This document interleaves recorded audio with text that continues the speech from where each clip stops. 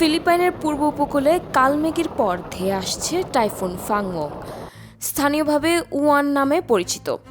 আবহাওয়া সংস্থা পাগাসা সতর্ক করেছেন এটি দেশজুড়ে ব্যাপক প্রভাব ফেলতে পারে। রয়টার্সের প্রতিবেদনে বলা হয়েছে ফাংওং সুপার টাইফুনে পরিণত হতে পারে এবং রোববার রাতে স্থলভাগে আঘাত হানার সম্ভাবনা রয়েছে। আবহাওয়া বিশেষজ্ঞ বেনিসন এস্তারাজা জানিয়েছেন, ঘূর্ণিঝড়ের ব্যাস প্রায় 1500 কিলোমিটার এবং বর্তমান সর্বোচ্চ বাতাসের গতিবেগ 140 কিলোমিটার। স্থলভাগে পৌঁছানোর আগে এটি 185 কিলোমিটার বেগে শক্তিশালী হতে পারে।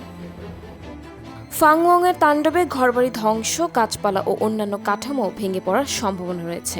পূর্ব ফিলিপাইনের বিকল অঞ্চল ও সামার প্রদেশে 200 মিলিমিটার পর্যন্ত বৃষ্টিপাত হতে পারে, যা পাহাড় ধস ও বন্যার ঝুঁকি বাড়াবে। পাগাসা উপকূলীয় ও নিচু এলাকার বাসিন্দাদের দ্রুত নিরাপদ আশ্রয়ে যাওয়ার এবং নৌযান চলাচল বন্ধ রাখার নির্দেশ দিয়েছে।